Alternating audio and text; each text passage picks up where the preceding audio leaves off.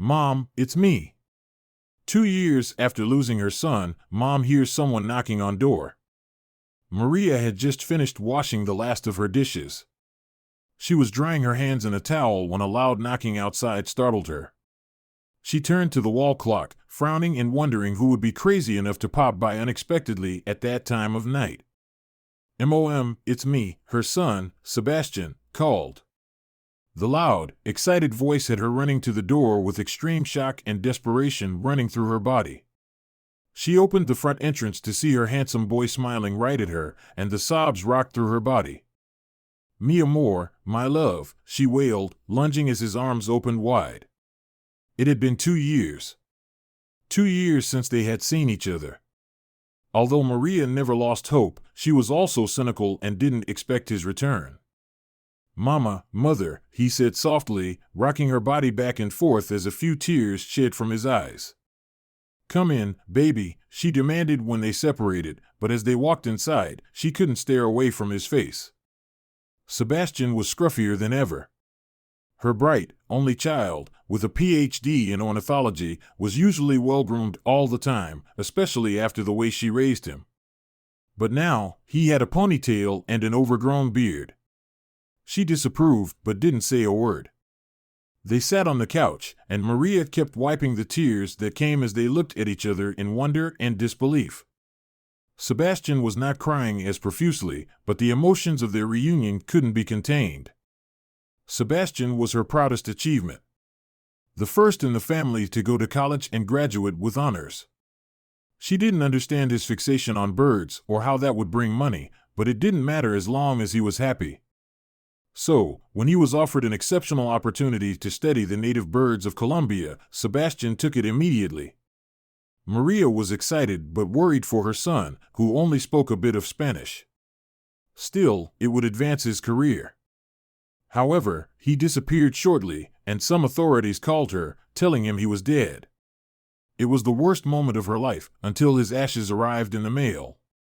Nothing mattered anymore, but now, he was in front of her again, confirming what her motherly intuition had told her all along.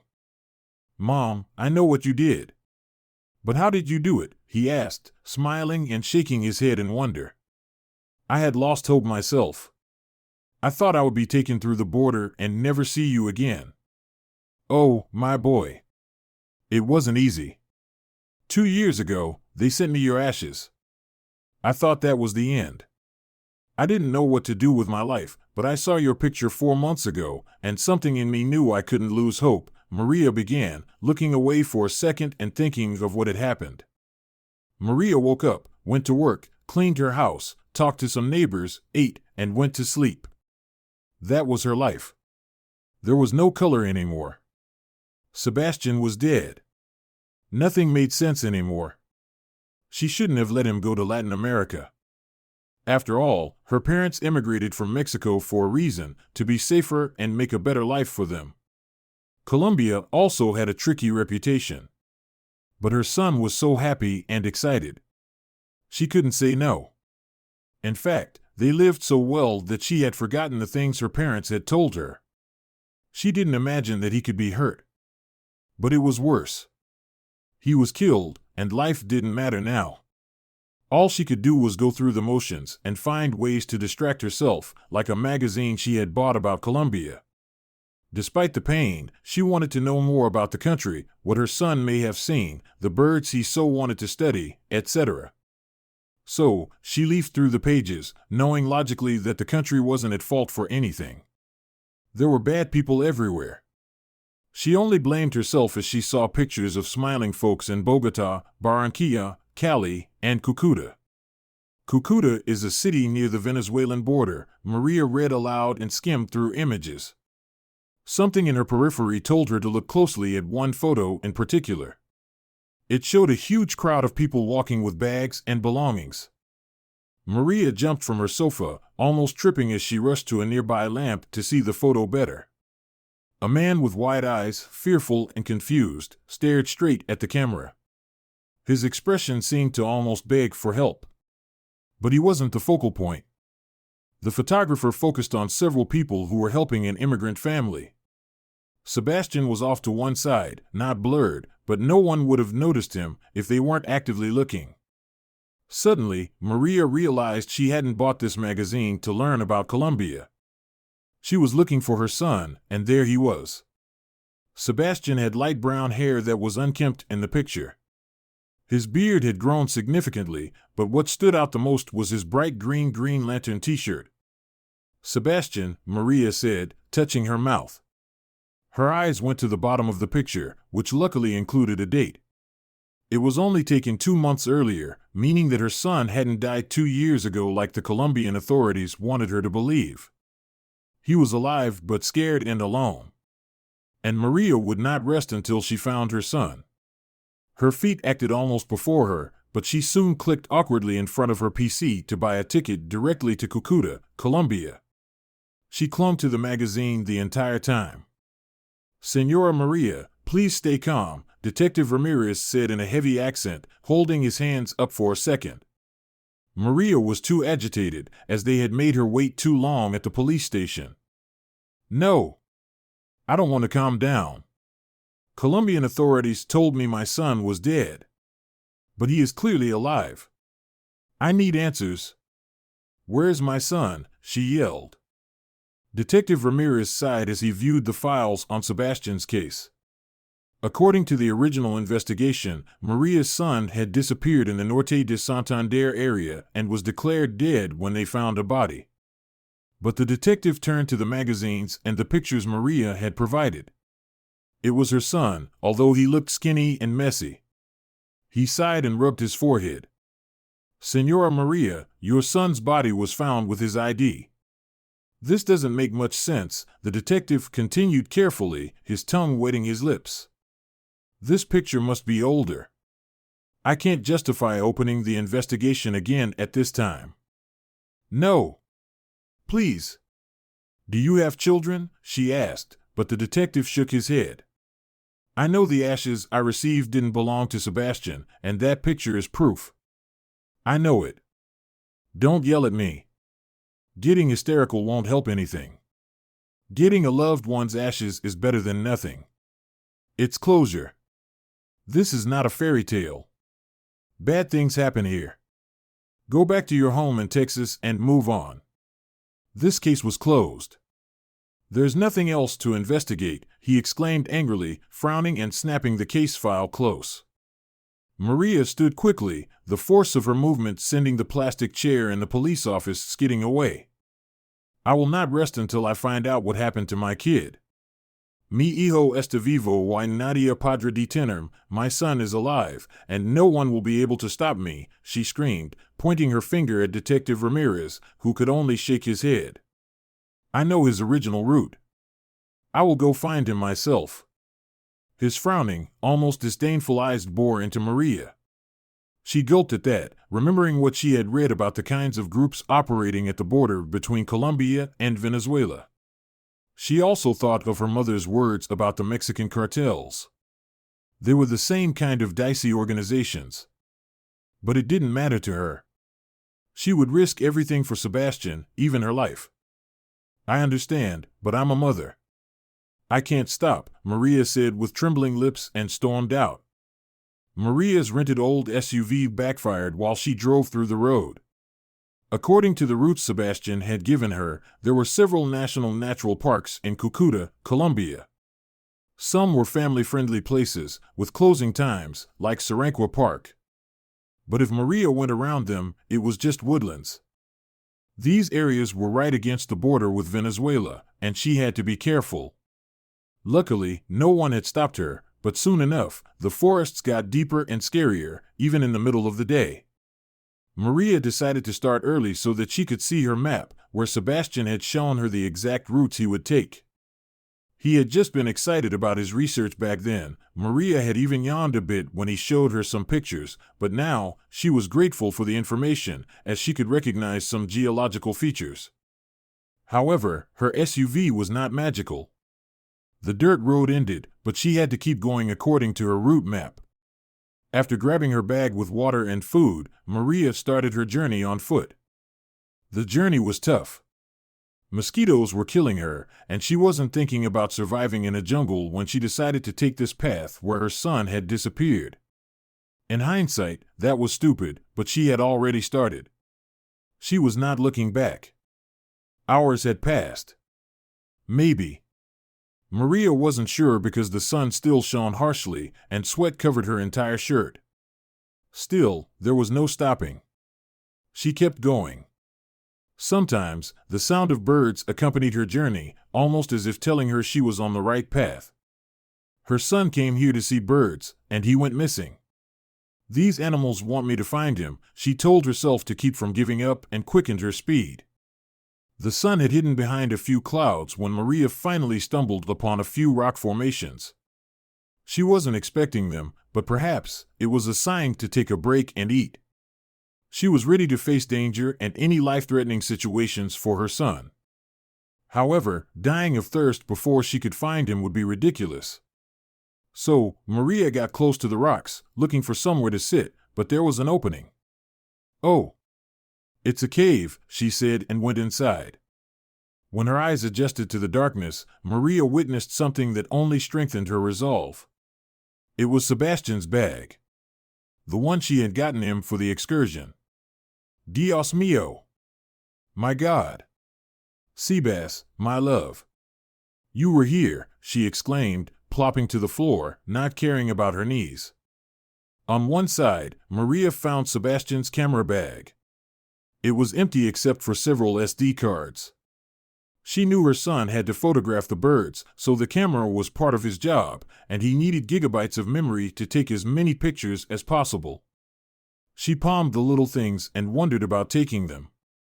His clothes and other things didn't matter much, but these memory devices could have evidence to help her convince Detective Ramirez to pick up the investigation again.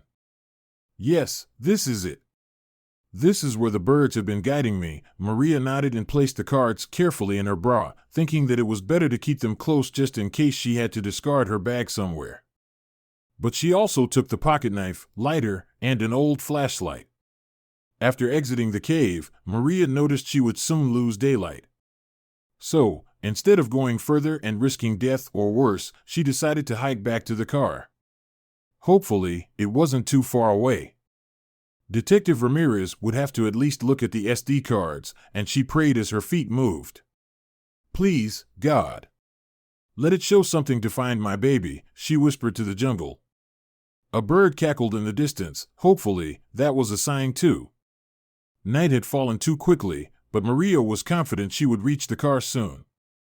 However, the path was too dark for her to notice anything except the reflection the flashlight made against the headlights of the SUV.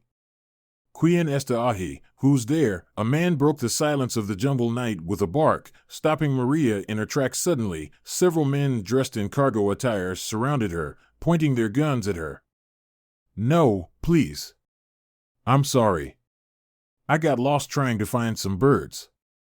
Don't shoot." Maria responded in Spanish, afraid. "You think we're going to buy that story?" The same man, who looked like their leader, scoffed and spat on the ground. "Emiliano, grab her. We're leaving." "Yes, boss," another man answered. But a third voice spoke up as hands grabbed Maria, who tried to remain calm. "What are we going to do with the SUV?" he asked. "Leave it. We'll find it later," the boss commanded, and they all moved, shoving Maria into the back of a truck. It was like those that transported vegetables and fruits. Her hands were wrapped behind her back. Suddenly, someone grabbed her face and placed a blindfold over her eyes. "Oh crap. I should have listened to Detective Ramirez," she thought as the truck started moving. Maria didn't realize how tired she was from her trek through the forest, and even the harsh movement of the truck couldn't stop her from falling asleep. However, voices woke her up. She had no idea how much time had passed since the men had taken her.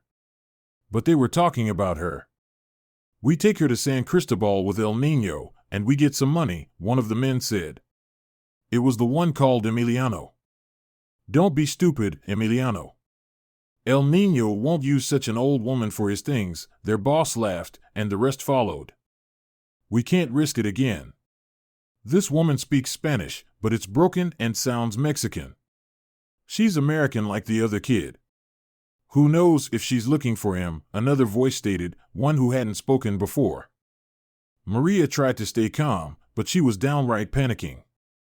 However, the last guy talked about an American kid. Could they be referring to Sebastian? What happened to him? What did they do? Suddenly, she felt the truck stop. What do you suggest, Rogelio? The boss asked. His voice was getting farther, as if he had gotten down from the truck. I take her and solve this problem. You know me, boss. It'll be quick, the one named Rogelio said in a low, chilling tone. Do it. The rest, come with me, the boss barked, and Maria heard the sounds of boots walking away. The truck started moving again, and she didn't feel the presence of anyone on the back this time. Her body began wiggling, but the movement made things harder. She only needed to get her hands free and try to jump from the truck. However, the ropes around her wrists were too tight and thick. It was impossible.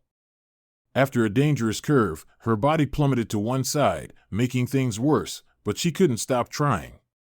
After another eternity, the truck stopped. Arg, I'm out of time. This man is going to kill me, Maria thought. But I won't go down without a fight. A pair of hands grabbed her ankles and pulled her from the truck. No! Don't touch me, she yelled. Lady, calm down, Rogelio hushed, lifting her body as if she weighed nothing and setting her on the ground. She thought about running, but the blindfold was still covering her eyes. She wouldn't get far. Please. Don't hurt me. I was just looking for my son. I won't say anything about you, Maria begged, starting to get hysterical. Shush, the man quieted her and finally lifted her blindfold. He was holding one finger to his mouth. Stop talking. You speak English? Maria asked as he rounded her and freed her hands unexpectedly. Yes, but we don't have time. Listen to me, he grabbed her arm and pushed her to look in a direction. You're gonna run as fast as you can. That's crossing the border to Venezuela. You'll see several tiny red brick houses. There's one with a plantain tree.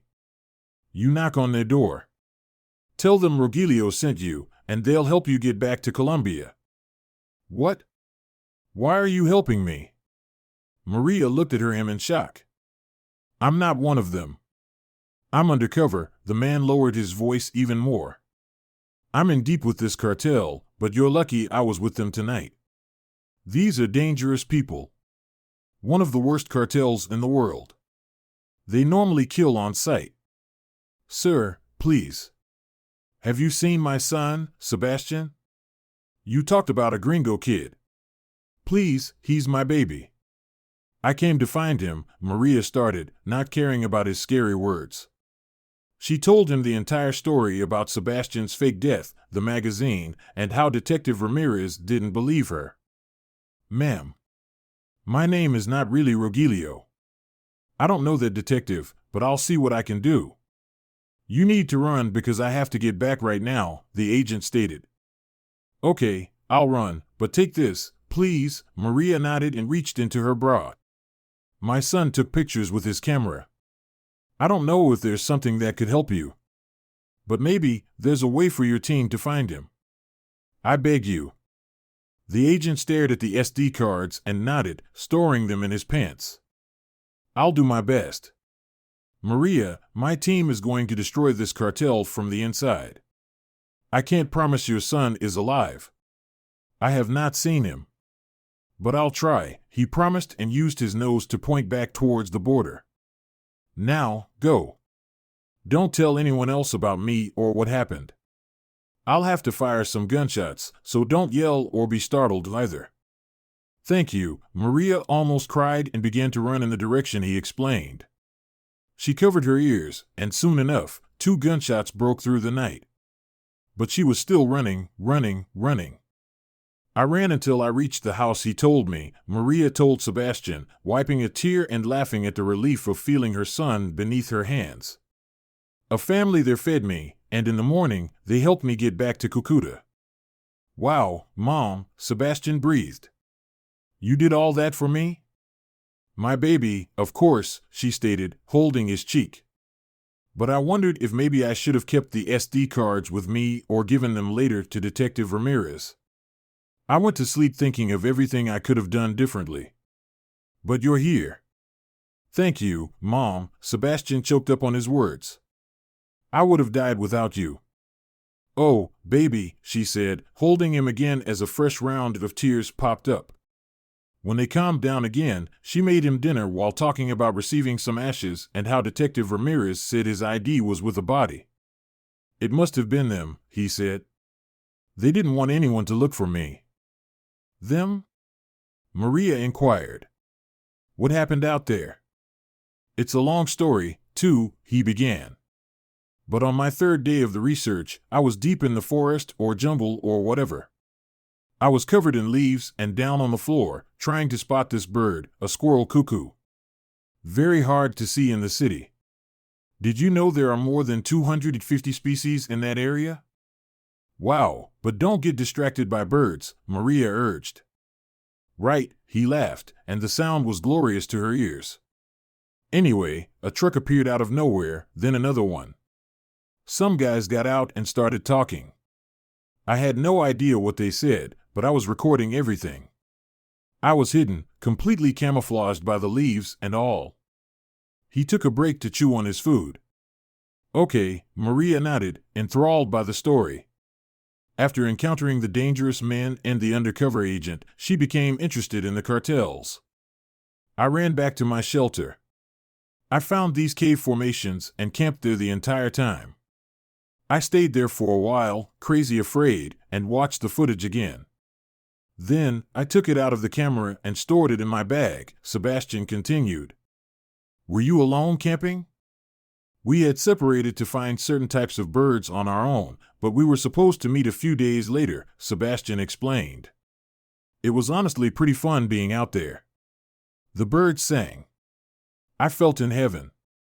But then, I left the cave to go to the same spot where I was trying to see the cuckoo, and they grabbed me. That means they spotted you, Maria suggested. I think so, too. But I don't think they saw where I was hiding, or they would have ransacked that place, he nodded. Anyway, they smashed my camera and the SD cards I had on me right then. Threatened me, too. But only one of the men spoke very broken English, and my Spanish is really terrible. Were you with them this entire time? Yes. I thought I was done, but one of them had an idea to keep me so that I could run some deals. I looked different. They said no one would suspect me. They had some people coming in. They were Middle Eastern, for sure. So, I had to translate, he retold. Mi niño, oh, my boy, Maria commented, not knowing what else to say. So you worked for them for 2 years? Yeah, Mom. Most of the time, they held me with some other people. Sometimes, it was bad, Mom, Sebastian answered carefully. I won't tell you everything, but they took me out to the streets sometimes to make some deals. I could walk among crowds without looking out of place or too dangerous. That's how that photographer must have captured you, Maria stated. Thank God. Maybe. I don't even know. After all that time, I began to lose hope. I thought this would be life until they finally. He gulped. Well, as long as I behaved, they treated me fine. I was a slave to them.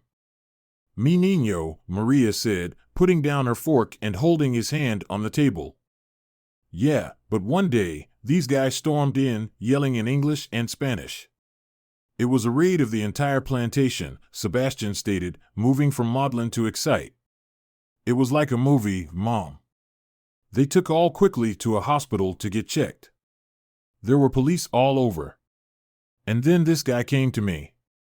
Who was it? He said, Are you Sebastian? I said, Yes. He never told me his name, but he said, Everyone here is free because of Maria, her son revealed and stared into her eyes, grabbing her hand on his wrist. Mom, you saved like 20 people being held hostage. Thank you, Mom. Yes, it must be him. He also said the videos I took were the only reason they could raid the plantation. It was like the last proof they needed to act or something. I'm not sure about that, Sebastian added. Maria was confused, so he tried to explain better. Growing coca leaves is technically illegal, but many families depend on that agriculture, so authorities look the other way unless it's drugs. That's what I've learned. But the exchange I recorded sealed the deal, he continued. There was a government person involved.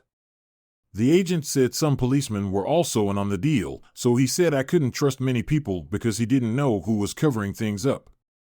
But well, he left quickly after. I don't think we'll ever know who he was. But he saved us both. Him and his team, Maria nodded, thanking God for the existence of men like him who risked their lives to do some good. I'll pray for him for the rest of my life. Me too, Sebastian said. I want to learn some Spanish, Mom. You're not going back to Colombia ever, she scolded humorously. No, experience in Colombia was fantastic in the beginning. The music, the culture, the beauty. It was incredible. I want to see more. I think you and I should go to Mexico, connect with our roots, and then, I want to see the birds I can't see here, Sebastian expressed vehemently. We can't let this experience destroy our image of a whole country. Horrible things happen everywhere, and you can't let the bad stop you from finding the good. Also, I will never see the birds I want to study if I stay in one place, he stated, smiling the entire time. Latin America has so much to offer. We're Latinos, Mom. We thrive through the worst times and come out better. Maria was nodding, concerned, but knowing her son was right. We are Latinos. We don't let anything stop us. Let's start planning.